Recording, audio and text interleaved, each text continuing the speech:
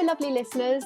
You're listening to Homegrown Learning, sponsored by Collage, and I'm your host, Sarah Cudmore.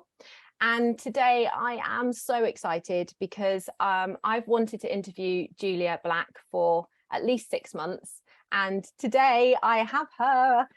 For anyone who doesn't know Julia, Julia is a mum, entrepreneur, educationalist, a neuro coach, and the author of The Reason Your Child Doesn't Want to Learn. This is perfect as I am going into launching my second season of podcasts, and this season is focused totally on learning and supporting families with their learning. So Julia's inspired thousands of mums to become inspiring leaders in an effort to improve outcomes for young people, and that just gives me goosebumps because my visions are so aligned with that. I really want to help parents believe that they can educate their children in the way they see best fits their child. So I think we've got so much in common, so much we could talk about, so we're going to try and squeeze as much as we can into this session. So let's welcome Julia. Thank you for coming and being present with us today. Thank you for having me. So maybe you could just start by telling us how you came to create Lights On. Yeah, so as you said, I'm a mother. I've now got, they're teenagers now. One's just started university and my son's just started his A-levels. But really, my adventure into this began when my daughter was age 4 and she started school. And she was an early reader, so she didn't have the dyslexic sort of gene that's in my family. And so I just thought, oh, perfect, it's going to be all right. She's not gonna have the experience my dad did at school, and it was just really interesting because actually the brakes on her learning were put on. And so she I just began to notice really with her mental well-being. And she was very articulate, even as a young child, and was just saying she was bored. She didn't want to have to sit on the carpet, while everyone sort of went, and did all the phonics. And so I remember phoning the council one day and just phoning them and speaking to the local authority education department, I guess. And I just said, look, there has to be a different way. She's only just 4. Is there a way I can have her in school part-time? And I was sort of ready really for a conversation that was going to be, well, of course you can't do that. And the guy, I always call him Simon. I can't remember his name, but I like to give him a name. And he just said, because he changed my life really, he just said, yeah, it's called flexi schooling. And so that was really the start back in, that would have been about 2007, the start of me flexing the school system, the education system, to work for my family. And as I began to kind of, tune into that and start obviously discovering the work of Sir Ken Robinson, Guy Claxton, and sort of the innovative thinkers, I began seeing more and more that actually what they were all saying was what my daughter was experiencing. And so then I just got interested. Well, it's not just my daughter, obviously, let's face it, this is millions of children around the world who are becoming absolutely switched off. Fast forward to 2013, I actually ended up taking her out of school. She was 9. And she said, Mum, you must send me to prison. That's what it feels like every day. So then I began home educating and actually set up my centre, Creative Learning Centre. And that's when I began to really begin to work with other children, and then began to work with schools, then ended up with a centre on a school site. And one of the things that really sort of kept coming up to me was a question of like, well, how do we know they're learning, right? If we don't continually assess them, right? And I had a meeting with a business strategist, and he said, I said, look, part of my vision is to get rid of the grading system because clearly it doesn't work for anybody.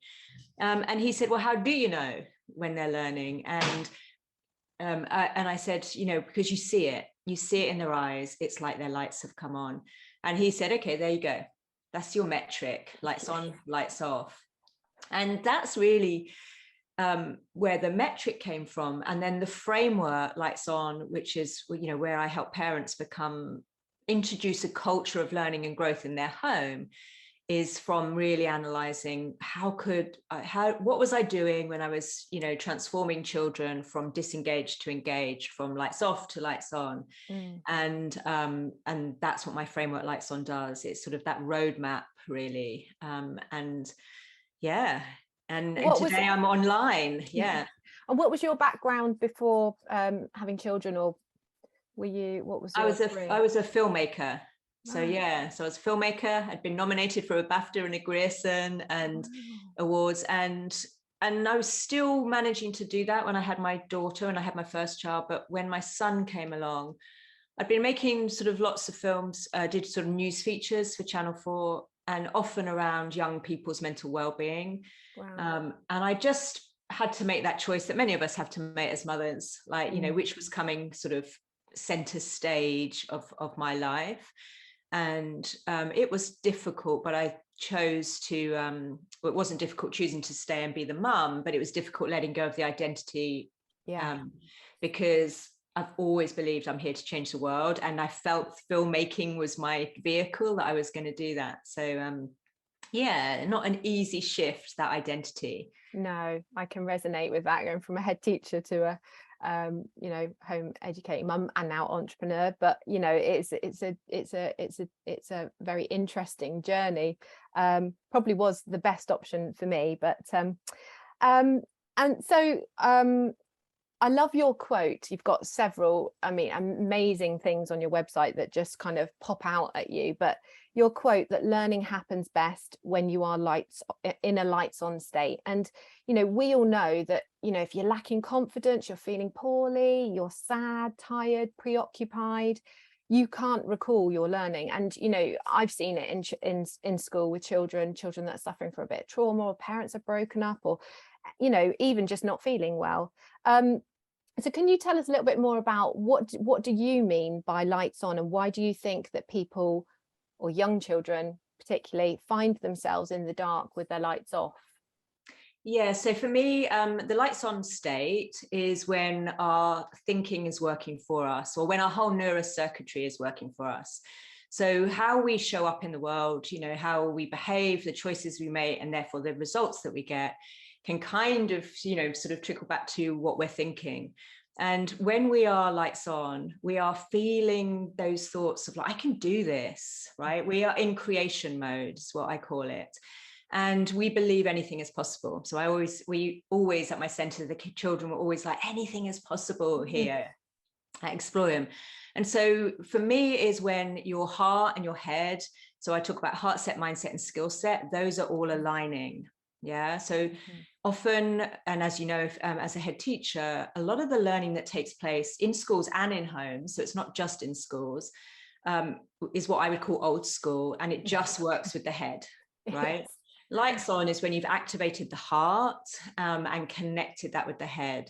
So you're really kind of firing up your ability to absorb information, your ability to create at speed, your ability to take risks and be bold, to not need to know the answers because you're going to keep going anyway. So that's what lights on is, and it's fueled, by what our hearts want to say, and then really sort of through the neural networks of I can do this, and not through positive thinking, but through hardwired neural networks. Yeah. Lights off, on the other hand, is when we have constricted down into like survival mode. And that's when I can't do this is too hard, I'm rubbish, I'll never be as good as, and all of those thoughts, the limiting beliefs. And it's when we tend to get into our heads. So our hearts are no longer kind of really speaking for us, or they're not really connected. And where I love playing and hanging out with anyone I work, whether it's children or adults, I love finding out as quickly as possible, what is it you love to do? Because when we know what you love to do, your heart is already in play, right? And from interviewing and working with loads of children and really listening to the words that they would use, they just, when they're in a lights off state, they are scared, they're lost, they feel stupid, they are literally wanting to be not seen, they don't want to even risk putting their hands up to be heard, they won't take any risks. Now, what gets really exciting, where my thinking is and where the evolution of my practice has evolved by working with hundreds of families now, is that lights on, yes, lights off is a survival mode, but it is also the point of growth where we can go up a level of what we are capable of achieving. And that's really exciting, because what that represents is a huge potential of untapped growth that's in our homes, in our schools, in ourselves. Because when we become lights off, we can very easily hang out in that space and not use it. Does that make sense? It does. And I'm sitting here just thinking about, sort of government's drive at the moment for this whole attendance and behavior. And I watched Panorama the other night, which was good. Did look at the different sort of scenarios, but actually what makes me so mad is there's not more asking these children why they don't want to be at school and what's turning them off. But I'm also really interested from the home educating point of view, because I get a lot of parents asking me, particularly where they're unsure about kind of what method of homeschooling to do, and I want to follow some literacy and some numeracy, but my child's like resistant. And that's why I think the stuff that you've unpicked is so very helpful, just for learning in general, like you say, schools, learning at home. So actually it's and it kind of brings me on to think about from a home educating point of view, that period between where home educators use the period between being in school and then going to home educate to sort of de-school. What would you say would be really valuable for parents to be doing at that stage?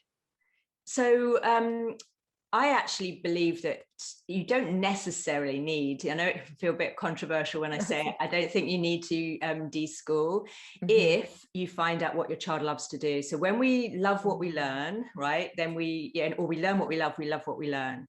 And so actually the number one priority for any parent who has had to take their children out of school through emergency, like I did, because it just was too detrimental anymore for her mental well-being, or if you philosophically chosen to home educate because you just can't align your values with where the school system is going, then the priority for me is find out what switches on their lights. What do they love to do? And most children that I've worked with, they know if they feel safe enough to say it, right? Yes. So that's really, really key. And as a parent, probably you need to de-school more than the child. Yes. And really let go of your old school thinking, literacy and maths. Why would you take them out of school to replicate an old school model that really doesn't necessarily bring out the best in human beings? So yeah, find out what it is they love to do. I have a tool that I use called the Learning Carousel, and really it is about giving them a variety of things just to play and explore. So use that time to explore and become really observant. When do you see it? When do you see their lights go on? Now, for some mothers listening to this, they might just feel like, I don't see it. I don't see the lights on. And what I would say there is then it comes back to you as the parent. Are you able to get your lights on, or have you become sort of stuck in a lights on off state where this feels really, really hard? Yeah. And so that's why I work with mothers to become the leaders, because we set the energetic tone for our family. And if we don't know, how to become lights on, then we're definitely not going to be able to lead our children to go to that space either. Yeah, I think, oh gosh, so much of what you said is true. And I think, it's the biggest thing that I've learned about the home education journey is that it's a whole family journey. It isn't just, take their child out of school and it's about the child. It's about you as a mum. Yeah, and I think there's a lot, this is so valuable. but, you know, I think particularly about sort of parents where their children have been off-rolled from school, you know, they're not attending well, or their behaviors not deemed good enough, and schools are off-rolling them, and then you become a parent at home not really wanting to choose to home educate, but there you are. And what do you do in that situation? That's, you know, it's perfect to sort of think about yourself and your you know, how motivated you are, what learning is taking place, because actually there's a bit of fight or flight for the parent when they start. They're like, oh my gosh, and you know, and all of those external things like, oh, I'm going to be, the local authority will want to see what I'm doing, or the school, or the attendance officer is going to come round, and you know, even to the point of going to sort of home education groups and meeting people, that fear of like, you know, what I'm going to be judged, where's my child at, which, you know, if you're in the right community, it's not like that at all. But all those fears to start with need unpicking, and I love that, deschooling yourself really, and just making sure the child feels safe to be able to, you know, express themselves really, and not feel frightened to say, actually, I love learning gaming, for example. You know, that's one, as soon as, well, not for every parent, but a lot of parents, as soon as their children start to talk about their passions with gaming, parents are like, oh, that's not learning, you know, what's so here's what's really important with that, is the difference between a child who's using technology to create as opposed to one to consume. So I mean, again, you know, I've worked with thousands of children right from the age 4 all the way up to, you know, young adults. And I would, if a child or teenager ever said to me, well, I'm passionate about gaming, social media, or YouTube, I would want to see what they're creating. And so even with Minecraft, it's like Minecraft makes it easy for us to create. So I want to see something outside of that. So I talk about switches, and one of the switches is digital wizards. My son was a digital wizard. He's a filmmaker, has been since he was 7.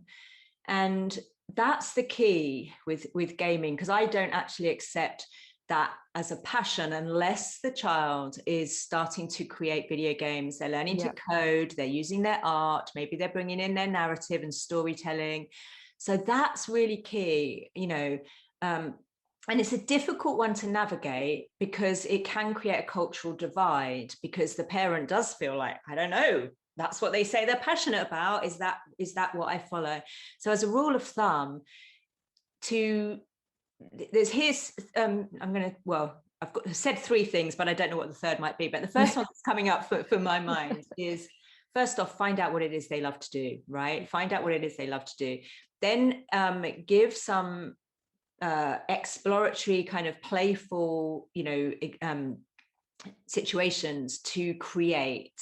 So start to see tangible results of the thing that they love to do, okay?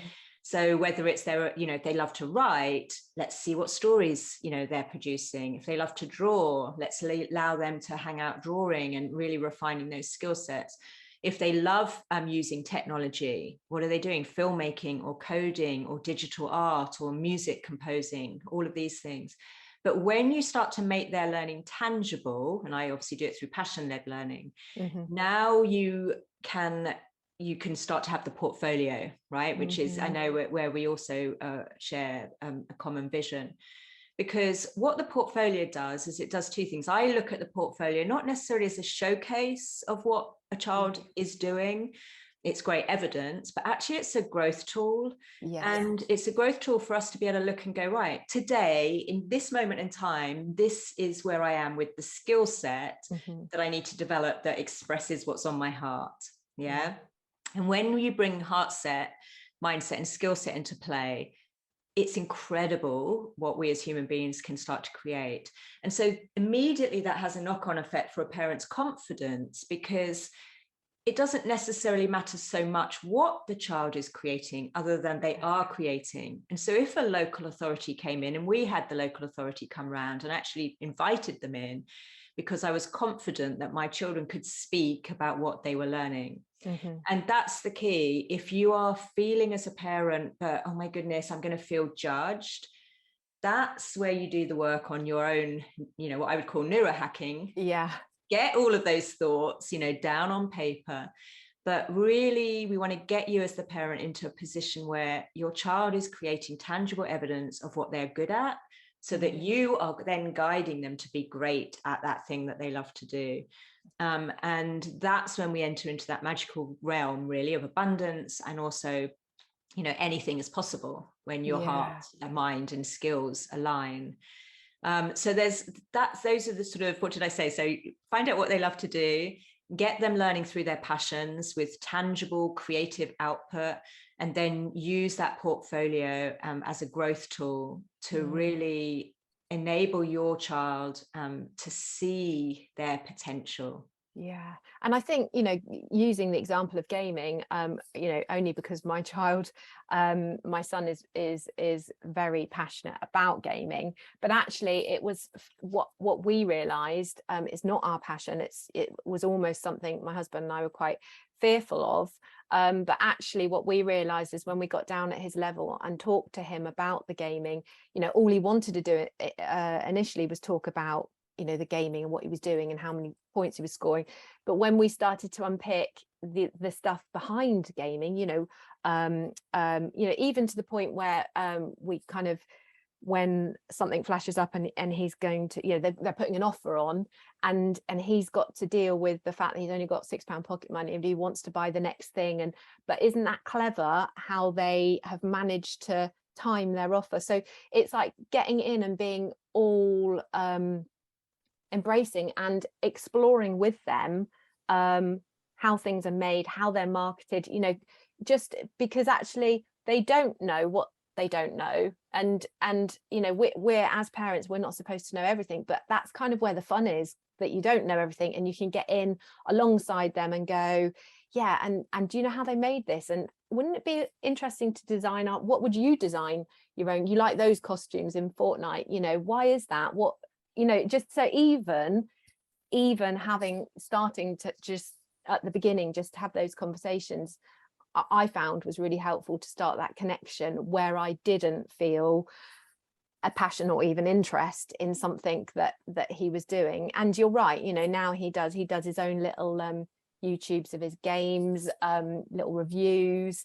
and he's learned to edit, and and so on. But for a long time I thought his lights were off because he was gaming. But when I got in there with him and we started to unpick and chat a bit, I realized his lights were really on, but I needed to facilitate a video editing tool, a this and a that, for him to be able to explore the other aspects of gaming. I mean, we've done lots of video game jams. So we've done lots of video game creating with groups of children that we work with. And many of the children in our families are digital wizards. And I've also done an interview with someone from the Museum of Video Game Design. And so that was really interesting hearing from him, because I love the future. I think the future and potential of video game, especially for social change, is huge. And the thing really, again, like you're saying, is just to make sure that you do understand how your child is creating using the grammar and the understanding and the narrative and everything of game design. So that for me is what's really key. Yes, if they are just consuming, they're just consuming, and video games are designed to hook you in and make you lights on, because otherwise you wouldn't play them. But you can actually use that, like you're saying, as a tool for learning. So you want to almost build their portfolio alongside their sort of passion for gaming. Yeah. And thank you for highlighting the portfolio, because I obviously am hugely passionate about a portfolio. I actually think it's the way forward for all children, whether in school or not, to have their own portfolio that actually starts at birth and goes through. It could be a lifelong kind of learning portfolio. But some of the things that my children really love about the portfolio is being able to look back and actually see their own progress and be able to comment on that. So and like you say, just even to be able to have those conversations about their learning, it provides a really rich tool, as well as potentially helping them get into further education or employment at some point, being able to show how long their passions have been going on and how long what they love doing. So Yeah, that's great. Yeah, I think just to finish up on that, I think for me, the portfolio is the learning currency of today. And any family that is still caught up in, as long as their children do well in the exams, they're going to be okay. They're kind of living in an old world that just doesn't exist anymore. So really, all the parents listening and all the teachers out there is, let's see what our children are capable of achieving today. And then let's just keep growing those skills so that they absolutely know the next steps that are right for them to take. And it comes down to trust, doesn't it? Because the government know this. Professionals, universities are talking about portfolios, saying let's scrap GCSE, let's scrap. But actually what that means is they would need to trust that children are learning. They would need to trust teachers can facilitate that learning, and it's not, like you say, it's not measurable in a look at every 8-year-old's portfolio and be able to say they're all, but actually the journey at the end is very you're very able to see the progress that people have made, because actually we're going to promote and we're going to have happy lifelong learners, aren't we, that are enjoying their jobs and don't have the mental health issues that this country and the world are currently dealing with. Yeah, and more importantly, you'll have evidence of what you can do. And so as an employer, I used to employ a lot of interns when I had my centres. And when I got the creatives in, the filmmakers or the graphic designers, their portfolios were like identikit. Oh, this was a brief we had to do, design a logo for a burger or something. Yeah. And so it's going to be increasingly important that our children show what they're capable of achieving. So I actually think, I had I'm starting the conversations with schools again now, because I do think we can absolutely do away with grading and see our children create at much more phenomenal level, like you say, with their mental well-being absolutely intact. And I think lights on and lights off as a metric brings mental well-being right into the heart of the educational strategy, and that changes everything. And it's a bit like, I said it I think in a previous podcast, but it's a bit like the birth to 5 curriculum, where you've got all these things going on, all these offerings in a room, in a setting, in an outdoor space for children to follow their own passions, and then all of a sudden it stops. And actually that system is there, it's set up, it could just disseminate through the whole of the rest of the school, and that's how it could happen. But it's exciting to visualize that. Yeah, definitely. So you've got many different courses that you offer to parents, and I've taken part in a few really excellent ones, and I loved, like you said, very early on, using the pre sort of course stuff to really identify where your children are. But it made me realize 2 things. It made me realize that when you look really closely at your children, at what they're doing, they might have their lights on, but you haven't actually noticed. And that was definitely where I was. And the second was that, from a mum's perspective, I worked so hard to create this culture of like positive mental thinking, listening to our gut, and all of that. But actually, sometimes when I have, so I'm doing that with my children, but actually for me, sometimes I'm listening as I'm doing my own things. I'm listening to my own voice, and I'm thinking, you're not doing the same thing for yourself. So I don't know, with regards to like number one, is there a lesson? I think maybe we've talked about this a little bit, but is there a lesson in just accepting that children have different passions, and that you need, as the adult facilitator, you need to be open to all those, because mine was around gaming. I just felt there was no learning happening. So is there a role for an adult needing to just be open, because learning how your child's passions and interests and learning will look very different to what we considered learning was when we were in that system and in school? Yeah, first off, I think we as mothers, parents, but I work mostly now with mothers because I've seen that's the biggest shift that happens. Yeah. But when we as mothers know how to become lights on, when we know how to harness the power and potential of the lights off within our own selves, when we are truly role modeling that this is what courageous learning looks like, this is what passion-led learning looks like, right? And when we are truly living the fulfilled potential of ourselves, Yeah. then I like to think our children have the best role model ever that is with them for life, right? Mm-hmm. And this is the biggest shift and what I'm excited about, because educators can do incredible things. I'm sure you did when you were one. I did, when I worked directly with children. But they're ultimately going back into the culture of learning and growth that is within their home.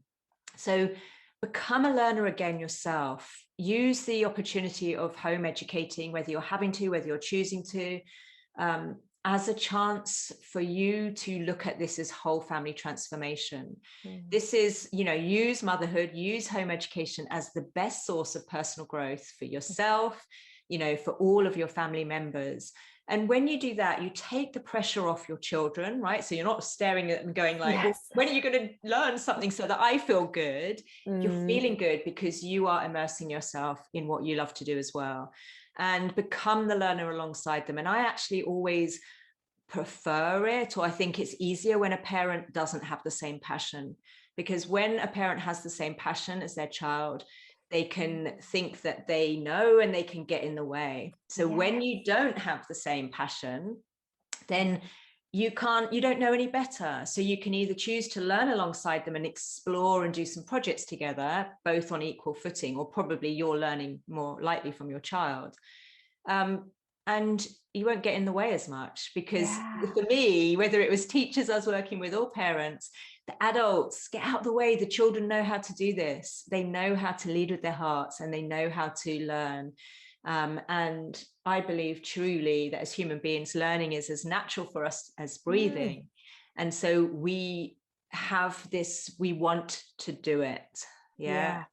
So I think jump on in, become like, great, I've got the next 3 years, 5 years, 10 years, right, where I can really explore what I want to do. And as you know, as an entrepreneur, I'm an entrepreneur, and for me, it's just like I wake up, and it doesn't mean every day is like I wake up going like, yay, but this morning I woke up and said, I get to write my book, so this morning I've been writing my book that's going to be coming out in February. And that's what my children have seen. They've said to me, Mum, you're like one of the most courageous people we know. And that's what I think I feel really strongly about. I want every child to look at their mum and just see like, you're awesome. I totally agree. And actually, it's sometimes parents, I think, aren't explicit about their emotions. So actually saying, like I just said to my job, I was jumping around the kitchen, I'm so excited about doing this podcast today. But I've had to remind myself sometimes, and particularly my husband will come out of his very dry meetings, and sort of we're having lunch together, and the children really sweet, they'll say, how's your morning, Daddy? And he'll go, oh, actually really interesting, because I see him go, oh, what I'd like to say is, oh God, but also at the same time trying not to suppress some of the feelings. So there's been times that he's gone in and had to present to 100 people, and he's been really nervous, and he's showing that we're trying to show, but actually, and coming out and going, well, actually it was all right. And so it's about being quite explicit with those emotions, I think, because yes, you can be just tinkering in the background writing your book, or I could be just in here doing a podcast, but it's important also to sort of exaggerate it a little bit, so that they're kind of, I found anyway with my children. I think I would just say, I always talk about being courageously vulnerable, right? Lights off thinking triggers lights off emotions. We feel sad, we feel angry, the range of emotions that come with that. We feel frustrated, we feel anxious, and I think certainly for me, I grew up not necessarily in tune with my emotions. I was a thinker, but the biggest transformation for my own growth has been recognizing and feeling the thoughts that I'm having. So I'm using my body as a signal. Okay, what's the thought? So when I wake up, or when I'm like feeling a bit anxious, I'm like, okay, what is it I'm thinking here? And it always trails back to like, oh God, this is hard. I don't know if I can do it. And then as soon as you've recognized the thought, you can then look at it and go, okay, so you have a choice then. If you don't think you can do it, are you going to give up or are you going to keep on going? And that simple choice, when you realize and you bring to your attention the lights off thinking, you can then choose. And it's just like, no, I'm going to find a way. Yeah. And that's where the resilience builds, from being able to be emotionally intelligent, emotionally resilient, knowing that those uncomfortable feelings are where the growth happens. And we can really, really harness the potential of that if we're open about it, like you say, and if we are open and learn how to recognize when we are feeling our thoughts. Yeah, that's really, and that kind of answers my sort of second part of the question, where I can be cooking and, you know, everything's kind of on the surface looks like it's all going wrong, and I'll kind of say to myself, well, silly me, I overplanned that or I overdid that, and I start to kind of beat myself up in that but actually just saying to myself, you know, yeah, but look, you've put a meal on the table, so, you know, it's not all bad. But and I guess that just, you know, that takes practice in terms of saying those things to yourself and being kind to yourself, really. Yeah, it's a process of rewiring. So the beautiful thing about our brains is their neuroplasticity. And so we have these, whatever we think repeatedly over time creates an emotion, and that thought and that emotion become a belief. So most of our automated programming, of which 90% of our thinking in a day is automated, comes from when we were children, when we haven't got the prefrontal cortex to kind of go like, okay, that doesn't mean I'm a failure or stupid. You know, I just got a question wrong. Yeah. So I like to sort of, you know, we joke about it in my community that without doing the work of rewiring and really becoming aware of your thoughts, and you're kind of leading your family from your 7-year-old self. And that's why sometimes it can feel like we're having a tantrum, you know, or we're locking heads with our kids. Yeah. Because we are speaking or leading or reacting from the thinking that was keeping us safe as children. So yeah, it's science, it's brain science. It's really, really exciting. And the potential of this in schools to be able to play around with, like, the lights off doesn't matter. What is the thinking? And are you choosing to believe that? And then continuing to sort of rewire. And the beautiful thing about doing this work with children as well is obviously they are hardwiring in those beliefs. And so we want to, with the negativity bias that our brain has, we want to counteract the disempowering or the limiting beliefs and keep working towards the I can't becoming, well, maybe I can, I'm going to give it a go. And so then we get the evidence, like, well, I did. Yes. I always like to talk about post-struggle success is far more rewarding than something that comes easy to us. And so that again is where having that culture of growth within your family gets really exciting, because we want to be learning beyond our edges. You know, real learning happens beyond our edges, and it feels uncomfortable. But when we learn to push on through that uncomfortableness, there's magic just outside our comfort zone.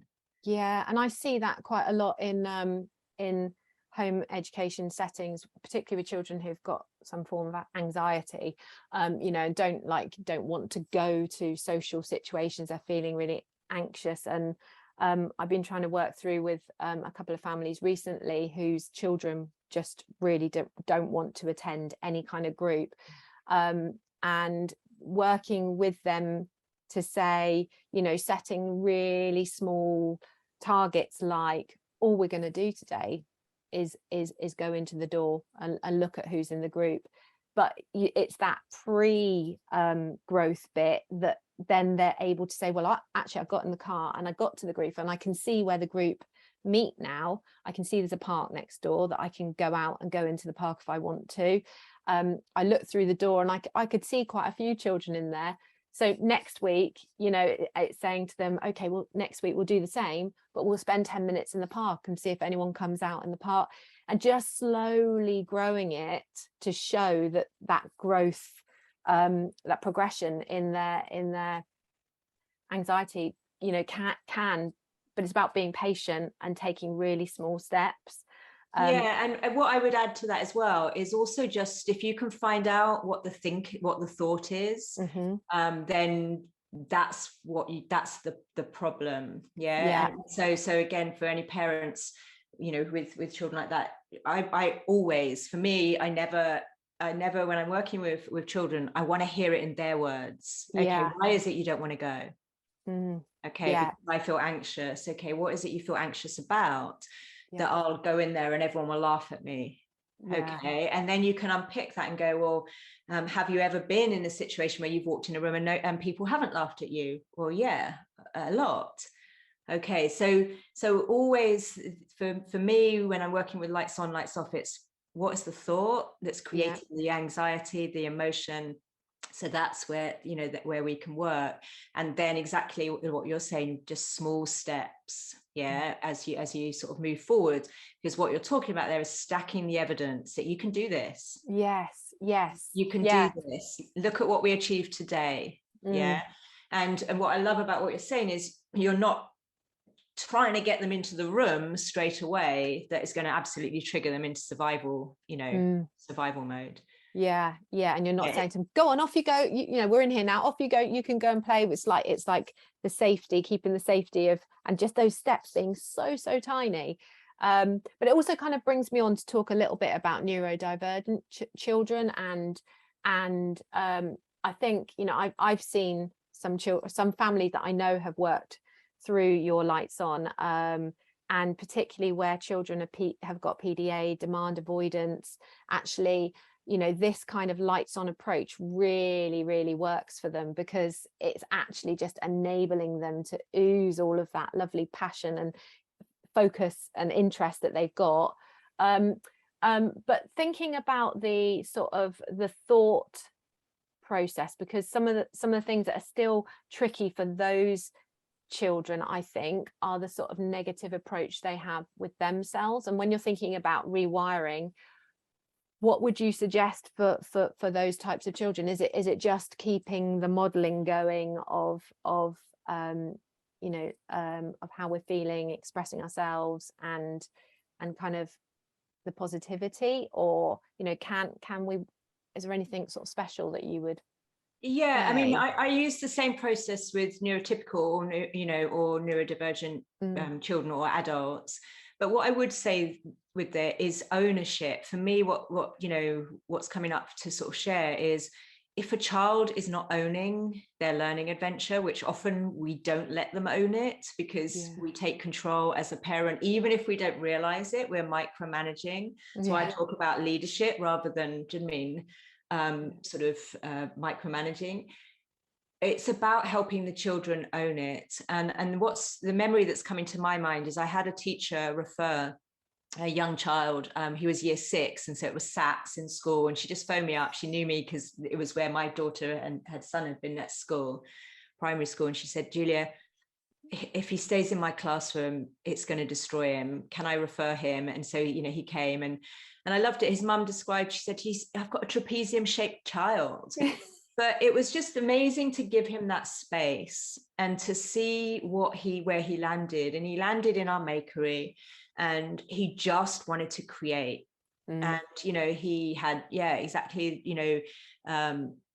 had Tourette's and ADHD and everything that we can pile on a child, every label that could come his way.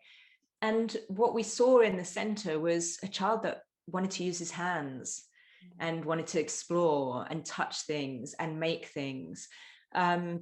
So what that allowed him to do was take ownership. And sometimes, and this is what we found working with schools, that even if it's just a short time in the week, so if parents have got children in school, don't want to fully homeschool, sometimes that flexi schooling arrangement can transform them to be able to cope in school. So for me, ownership and letting go of, this is a tricky one, letting go of what you want them to do, right, but enabling them, but through conversation, to find out what do they want to do, what do they want to achieve. And I think there's a fear there though for parents, isn't there, in that letting go. I think a lot of the parents I talk to want to let go. They can see all of that, but the fear is that they maybe won't have the literacy, the numeracy, it's more about around those kind of subjects. They won't have those skills, and actually, my child's 10 and they're not writing to the level of Tom and Billy down the road who go to school, and what should I do? And it's that kind of fear that they won't be all right, even though the evidence is out there to show that actually child-led learning is definitely a way of promoting lifelong successful young people. And what I would say is that child who's in the school who can read and write in this global world doesn't necessarily mean anything. So if you can let go of the old school kind of thinking, if you can let go of the old school markers and concentrate and go, right, what can my child do given they've got anxiety, or given that they've got this, or this is where they are at the moment, what can they do? And that's just where we start there. What can they do? Well, actually, when I get the box of Lego out, they could sit for 5 hours in hyper focus. Do you know what I mean? And so it's really important. And again, this comes back to you as the parent, as the leader. If you judge your children by the standard of other children around them, then you've already got caught up in the old school thinking, right?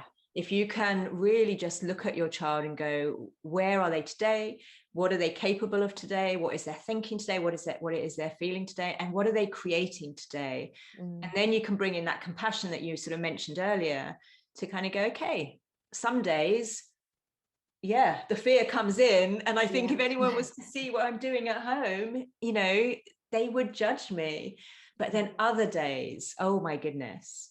And this is really important. The whole world is shifting now to work smart and less and achieve more. And so again, there's so much kind of unpicking of what skills our children need in today's world. And, when we had our center, we talked about the 4 C's, I'm sure you did as a head teacher: communication. Can your children communicate their ideas and their passions, and, and in what form? Creativity. How can they stand out from the crowd? Like, how are their ideas original? How is their thinking different? What is it that they're able to create with their skills today?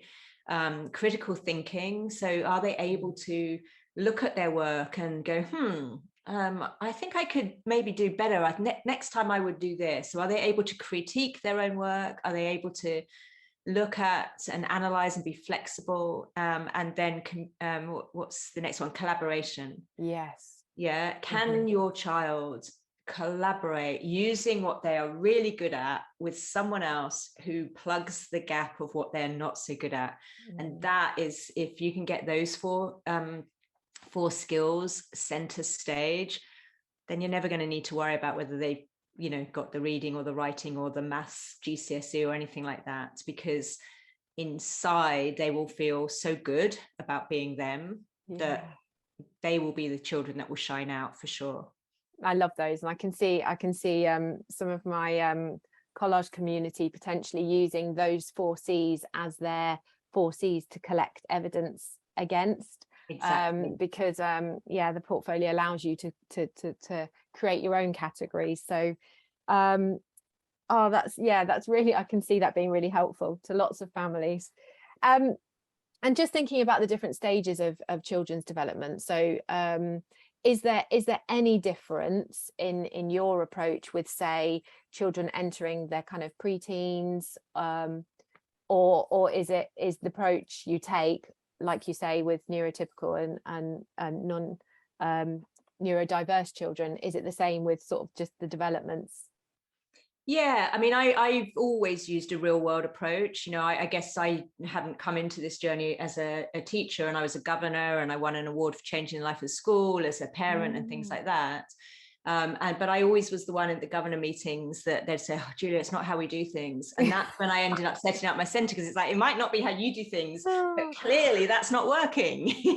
So I've always used very real world, how quickly can we get a child creating so that we can see what they're capable of doing. And one really interesting scenario, just to give your listeners an idea of how this works, we work with one whole school, so from reception all the way up to year 6. And we worked with, I think it was reception year 1, maybe year 2, then year 3 and year 4s, and then year 5s and year 6 as sort of separate groups. And they came to our centres. And we did the same projects with all of them, even the 4-year-olds. So we had the 4-year-olds, it was amazing, doing green screen filming. Oh, wow. And what was really interesting to see, it's exactly as what Sir Ken Robinson talks about in his Do Schools Kill Creativity? And I don't necessarily believe it's necessarily schools, but I think we as adults around children start putting limitations on what our children are capable of achieving because of our old school thinking. But what I saw was the 4-year-olds got it. They started creating narratives and stories. They started getting dressed up. They turned into, performers. They were behind the, iPads that we were using, doing it. It was amazing. And as we worked with the older groups, the creativity was less. It became harder for them to self-organize and create.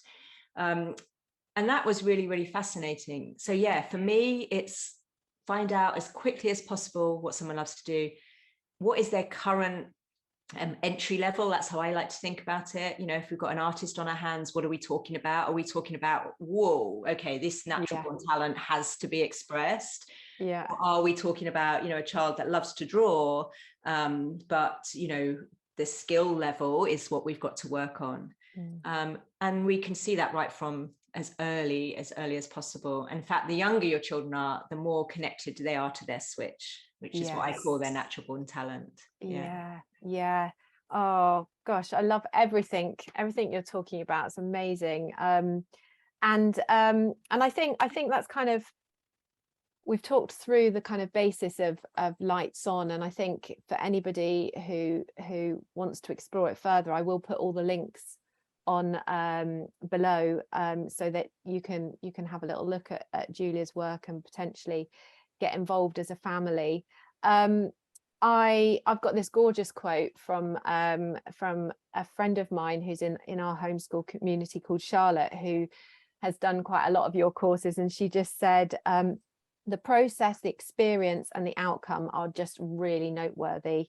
And doing this course highlighted that actually the growth was right in front of her. And I just think that's really beautiful. And I know that parents looking at your website, without even going on a course, could get really tuned in to what it is they need to do in terms of becoming an inspiring leader for their children. So thank you so much, Julia, for today. I think we could potentially do some more podcasts down the road, so thank you very much. And if there's anything else that anyone else would like to ask, I'm happy to forward those to Julia, or you can connect with her through her website. And if there's any more specific questions around learning that you would like Homegrown Learning to look at in podcasts, please do drop me a line at hello@collageapp.co.uk. And until then, we'll look forward to seeing you again soon. Bye-bye. Thank you.